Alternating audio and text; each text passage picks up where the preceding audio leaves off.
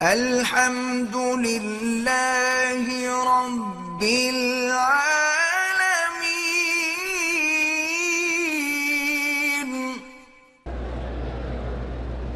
اگر عورت اپنے ہاتھ کے ناخن نہ کاٹے، عمرہ یا نماز وہ تو ہو جائے گی، لیکن ناخن بڑھانے سے حضور پاک نے منع فرمایا ہے کہ ناخن بڑھانا جو ہے یہ مسلمانوں کی علامت نہیں، کافروں کی علامت ہے، اس لیے حضور پاک نے اسے منع فرمایا ہے۔ اور آج کل تو نعوذ باللہ ایسے ناخنوں پہ پھر رنگ لگائے جاتے ہیں۔ برادران اسلام،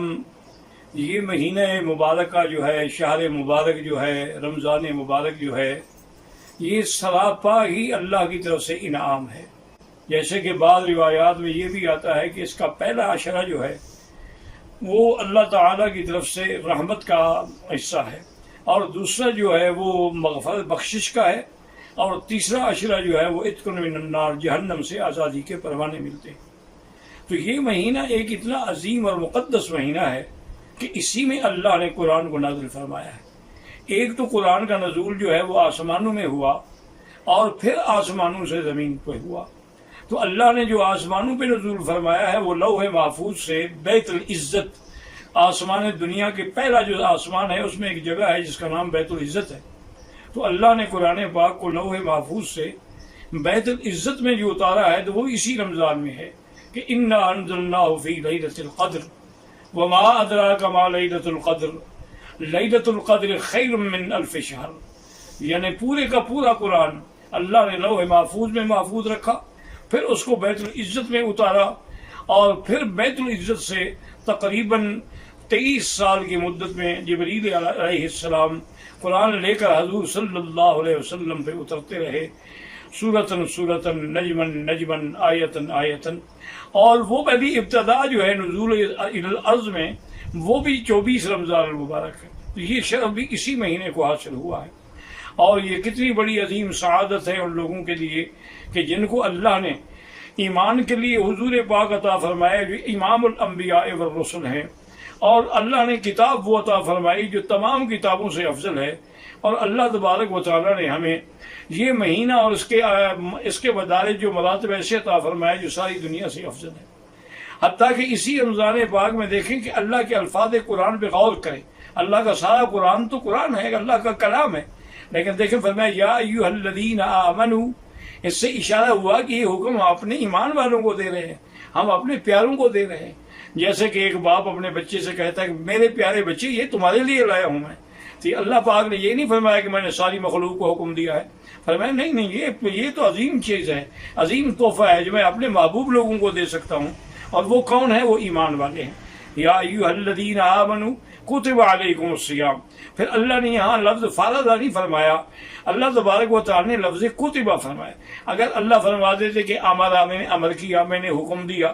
لیکن یہاں لکھا جو میں نے لکھا ہے، تو جو جس چیز کو اللہ لکھ کے دیں گے وہ کتنی بڑی اہم ہوگی، اس لیے فرمایا کتب علیکم الصیام۔ آپ لوگوں پر اللہ نے روزے رمضان کے لکھے ہیں، اور پھر ہماری تسلی کے لیے کتنی مہربانی فرمائی، فرمایا ڈرتے کیوں ہو؟ کما کتب علی الذین من قبلکم، تم سے پہلے جو امتیں گزری ہیں ان پر بھی تو ہم نے رمضان کے روزے لکھے تھے، تو اس لیے اس میں گھبرانے کی ضرورت نہیں۔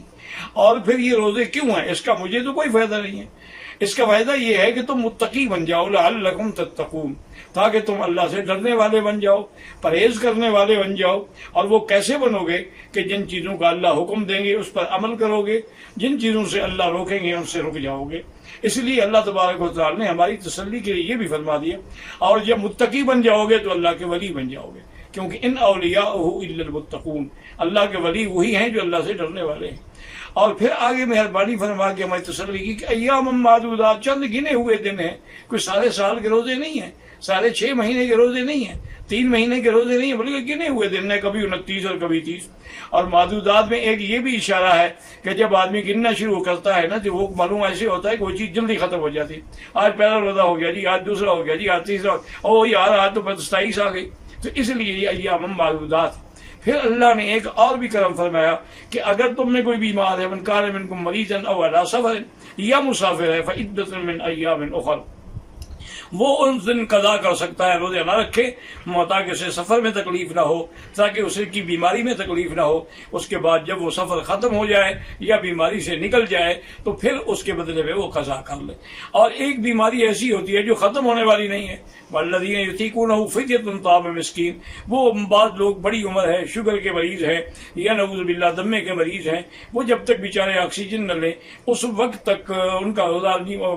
زندہ نہیں رہ سکتے، تو ان کے لیے بھی رعایت فرما دی کہ بس ایک مسکین کے کھانے کے پیسے جو ہے وہ تقسیم کر دیا کرو، یعنی ایک مسکین، اور تمہاری حالات کے مطابق تم اگر خود 20 روپے کا کھانا کھاتے ہو تو صدقے میں بھی 20 دو گے، تم اگر 5 روپے کا کھانا کھاتے ہو صدقے میں بھی 5 دو گے، یعنی جو تمہارا سٹینڈرڈ ہے، جو تمہارا معیار ہے، اس کے مطابق ایک بندے کے کھانے کے پیسے جو ہیں وہ چاہے پورے مہینے کے ادا کر دو، چاہے روز روز ادا کرو، چاہے ایسا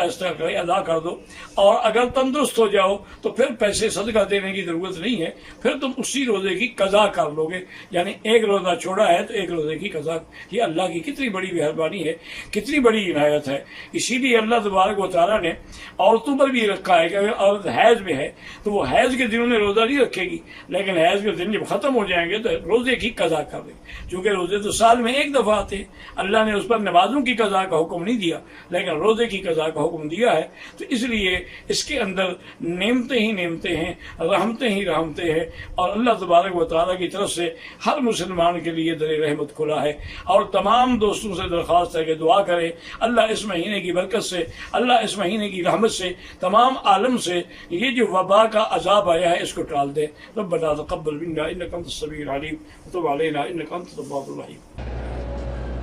میرا بیٹا پڑھائی میں پہلے بہت اچھا تھا لیکن اب اس کو سبق یاد نہیں ہوتا، تو یاد رکھیں کہ اس کے لیے 3 دفعہ رب اشرح لی صدری ویسر لی امری واحلل عقدۃ من لسانی یفقہوا قولی رب زدنی علما، پانی پہ دم کر کے اس کو پلایا کرو۔ مجھے عالم بننے کا اور حافظ بننے کا بہت شوق ہے، لیکن گھر کی ذمہ داریوں کی وجہ سے مجبور ہوں، کوئی تمنا تو ہے نا، تو اس نیت کا بھی اللہ ثواب دیں گے۔ نیت المومن خیر من عملہ،